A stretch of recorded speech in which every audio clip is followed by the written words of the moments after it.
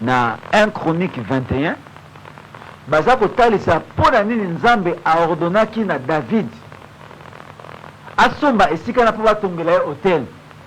mpe esika na David asombaki yango nde plus tard Salomon atongaki temple. Pourquoi nzambe autorisaki na David asomba esika wana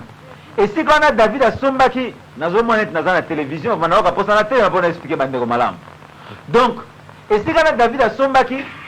azalaki komona ange de l'Éternel atelemi asimi mbeli asimbaki mbeli mpo aboma bana na Israël aboma bana na Israël mpona ete David asalaki mabe. David ne dit nani David mosali na nzambe. Donc nzambe aboyi biso basali na ete wana Kishasa nzambe alingi biso mais nzambe aza komona ke tosali mabe. Nzambe aza kopesa biso discernement. Nzambe atalisi David ke David osali mabe kende kuna na esika oyo nakolakisaka mpona botonga temple mpo kanda na ngai esila mpona tika koboma bato. Donc na ngai na bapasteur tozali na kati na Kinshasa nzambe azolakisa biso ke tosali mabe mpo kanda na ye nzambe esila ebongi tokende na esika oyo babengi kamba. Parce que tango David asombaki esika wana tango David andi kokumisa nzambe na esika wana nde sikoyo Bible eza kotalisa ke kanda na nzambe esilaki. Ozomona ministère ya nzambe mystère ya nzambe onga na découvrir na kati na Bible. Donc tango asomba esika wana epai moto oza kobenga Orna le Jébusien kanda na nzambe esarrêté.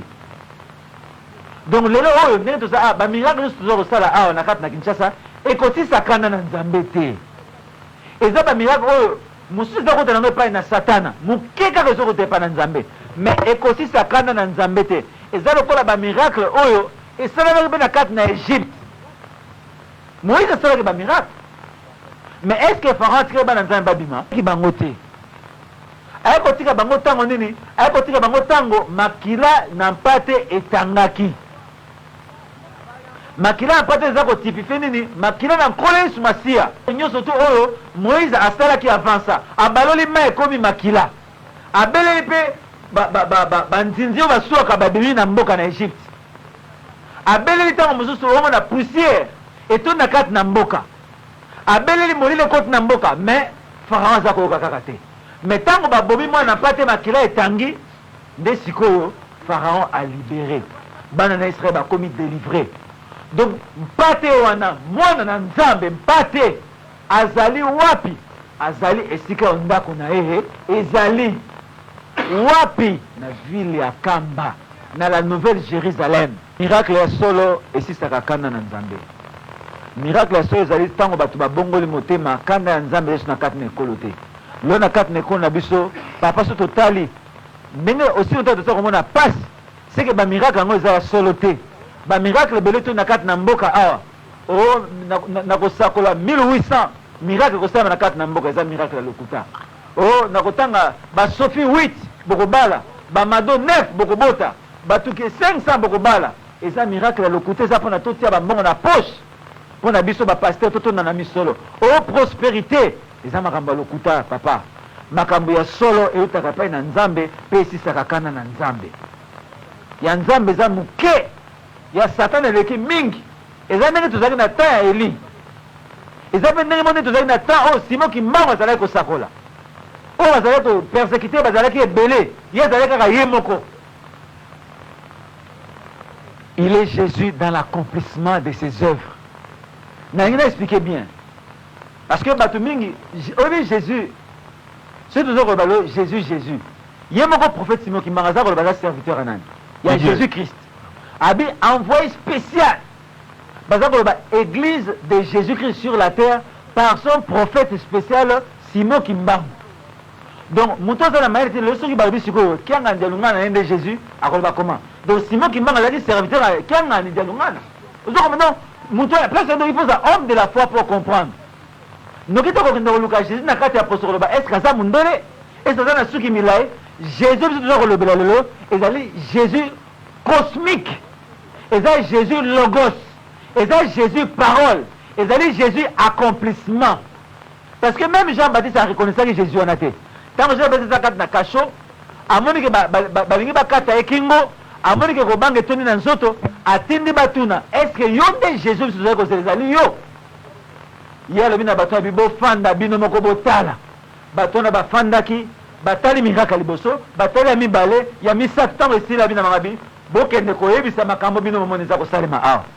donc ntango bake koyebisa Jean Baptiste nde Jean Baptiste andimi non moto wana ezali na messie ezali le Jésus bango bazali kozela donc lelo biso bato bakokoma na kati na folie bakoloba mais comment aza Jésus mais donc Simon Kimbangu azali serviteur na ye il est Jésus dans l'accomplissement de la parole de Dieu totali yango na kati na mokanda bia lona toloba atoyebi ete esika nzoto ekozala nde esika oyo bambongo bakoya mpona kolia mosuni ozolona ngai na kati na accomplissement ya parole toza kotala awa ntango tozoloba il est Jésus il n'est pas Jésus fils de Marie il n'est pas Jésus le charpentier il n'est pas Jésus le menuisier mais il est Jésus l'accomplissement de la prophétie ndenge naloba likambo mpo te se comprendre bien oyebi église ya liboso c'est-à-dire temple ya liboso oyo batongaki na époque ya Moïse temple wana ezalaki na honneur neti ya lelo te na ere wana temple ezalaki mais Salomon na ere wana azalaki kobondela nzambe mpe ngoyi na nzambe ezalaki koya mpe ezokende ngoyi na nzambe ezoya mpe ezokende na temple ya mibale ntango basali yango Jésus Christ aye nde mpona kodétruire temple wana parce que akutaki temple wana etoni na bapharisien etoni na badocteur etoni na bato ya mayele koleka alors Jésus n'a pas habité dans ce temple Jésus a habité à l'extérieur de ce temple nde place bato bazwaki liba parce que temple liboso oyo Moïse amonaki nzambe abini etonga temple alakisi yango epai ya bato alakisi yango ntina epoke ya David batongi temple wana na Salomon alors temple wana ngoyi na nzambe ezoya mpe ebimi ngoyi nzambe ye ebimi sikoyo bato na mayele na bango bakanisa eno soki Jésus aye akofanda na kati na temple wana esika bapharisien bagrand docteur bazali mais temple oyo toza nango lelo esika oyo papa kiangani dialunga nazali temple yango efandi na yango Jésus aye akoti na kati na un corps noir nde place folie ezali alors nde na place wana tontan tozoloba no miracle ya résurrection esalemi place oyo bato bazocomprendre te parce que Jésus est au milieu de nous et il regarde son temple devant lui et il guérit il montre d'abord la construction du temple oyo ezali accomplissement ya profession ezali na kati na Esaïe na kati na Ézéchiel mpe oyo Jean amoni na kati na Apocalypse na Patmos c'est une ville qui descendait ntango baza koloba ville yango ekitaki il fait kitaki pourquoi bato baza comprendre ville oyo il fait kita un royaume qui est déplacé il fait ezala déplacé epesameli bana epesameli bato oyo bakobota mbuma de soki epesameli bakimbangiste oyo toza komona lelo bazoba seke nzambe amoni bango baza dini mpo baporte fruit eza mpasi mingi mpona bato bazali na kati na kimbangisme soki bakozala prete mpona koporte fruit voilà responsabilité na biso nde tobaki na bandimi ya lui la donc toza na charge moko monene biso lelo tozwi grâce ya koyamba Jésus parce que biso bongi na biso tomema fruit mingi et ntango Jésus aza koloba ngo ye moko ntango aye aza koloba ngo alobi epesami bato mosusu bakoporte 100 fruits bamosusu bakoporte ka 60 fruits mais mosusu bakoporte ka fruit moke mais ebongi na biso tondimaka toporte fruit mingi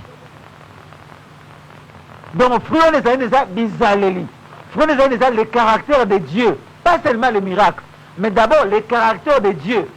alors lokola papa wana azali komanifeste humilité caractère ya Nzambe le fruit de Dieu l'amour de Dieu ce n'est que normal Nzambe accomplir ba miracle na kati na ye ngana za komona ngo ezali accomplissement normal ba oyo baza koyoka biso leo na kati na Kinshasa bazokamwa